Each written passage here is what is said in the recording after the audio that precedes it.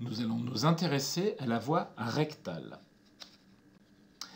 La voie rectale est la voie d'administration entérale de médicaments par l'anus, sous différentes formes galéniques possibles, suppositoires, capsules rectales, qui sont des capsules en enveloppe molle, allongée et lisse, des solutions, des émulsions, des suspensions rectales, des préparations rectales semi-solides comme des crèmes et des pommades, des mousses rectales et enfin des lavements. La muqueuse du rectum étant très riche en vaisseaux sanguins, le principe actif est directement absorbé, il rejoint la circulation sanguine rapidement et agit plus vite. Cela évite le passage du principe actif par l'estomac et l'intestin et donc l'effet des sucs gastriques ainsi que l'action de ce dernier sur les muqueuses gastriques. La voie rectale est particulièrement indiquée et utilisée chez les enfants, les personnes alitées et les personnes qui ne peuvent pas avaler de médicaments ou en proie à des vomissements. Les suppositoires, les capsules rectales et les lavements ont une action générale que l'on appelle systémique ou locale, alors que la dernière, la pommade, a uniquement une action locale. On utilise souvent l'action locale pour les traitements par exemple des hémorroïdes. La voie rectale est contre-indiquée chez certains sujets, les patients cardiaques, les patients ayant subi une intervention chirurgicale récente sur le rectum, le côlon ou la prostate, chez les patients présentant des saignements rectaux ou un prolapsus rectal. Contre-indiqué également en cas de traumatisme, de lésions locales comme des thromboses hémorroïdaires, des rectites, anites, cryptites, abcès, fistules, fissures anales, ulcérations anales, escarres sévères, rectorragie, etc. Contre-indiqué bien entendu en cas de diarrhée. Et enfin, contre-indiqué en cas de chirurgie périnéale, anorectale récente.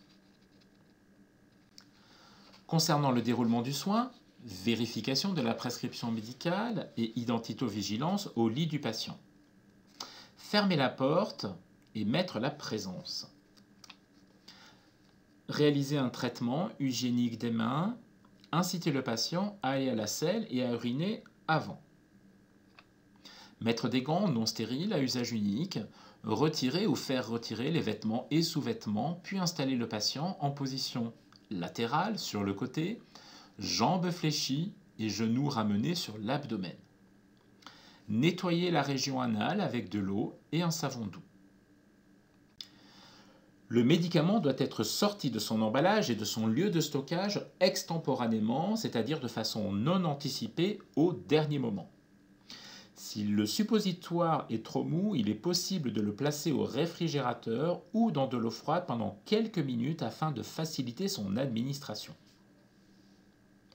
Juste avant l'emploi, bien que la plupart des formes prêtes à l'emploi soient déjà lubrifiées, il peut être utile de lubrifier le médicament au moment de l'utilisation. Pour les pommades avec applicateur, il faut lubrifier la canule avec la première goutte. Pour les suppositoires, il suffit de les passer sous un mince filet d'eau fraîche pendant quelques secondes. Attention, ne pas utiliser de vaseline pour lubrifier. Concernant les lavements, il faut vérifier que le récipient ne contient pas d'air et l'évacuer si l'on contient. Demandez au patient de respirer profondément à plusieurs reprises afin de relâcher le sphincter anal. Administrer selon les modalités prévues par la notice d'utilisation. Ainsi, pour les formes à usage externe, comme les lotions, les pommades, les crèmes, à l'aide du doigt ganté ou d'une compresse de gaz, appliquer une mince couche de médicament sur la région à traiter, puis masser délicatement pour faciliter la pénétration. Pour les formes à usage interne, avec ou sans applicateur, à l'aide ou non d'un cathéter, le médicament doit être introduit par l'anus et déposé à une profondeur variable selon le profil du patient. Ainsi, chez l'adulte, jusqu'à ce que la pleine longueur de l'index soit insérée dans le rectum, soit environ 7,5 cm. Chez l'enfant, environ 2,5 cm, ce qui correspond à la première phalange de votre index. Pour le nourrisson, environ 1,5 cm. À noter qu'un suppositoire rectal s'administre par l'extrémité plate. Cela diminue en effet le risque d'expulsion.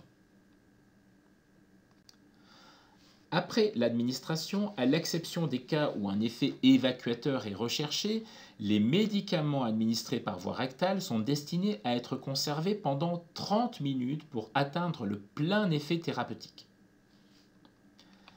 Après usage, l'applicateur doit être retiré du tube, puis lavé à l'eau savonneuse, rincé et séché. Il se peut que le patient ressente l'envie passagère d'aller à la selle. Dans la mesure du possible, il est conseillé d'éviter d'aller à la selle dans l'heure qui suit l'utilisation du médicament. Il doit essayer de contenir cette envie durant cette période. La meilleure prévention est de rester immobile quelques instants. Éliminer les déchets selon les filières en vigueur et assurer l'hygiène des mains. Tracer l'administration selon les modalités en vigueur. Concernant les surveillances IDE, réaliser la surveillance selon la notice et le résumé des caractéristiques du produit. Si le traitement doit être poursuivi à domicile, il faut apprendre à la personne ou à un aidant à réaliser l'administration. Informer également des règles à respecter pour l'administration en termes d'hygiène et de sécurité, mais aussi pour le stockage, la durée et les conditions de conservation. À bientôt!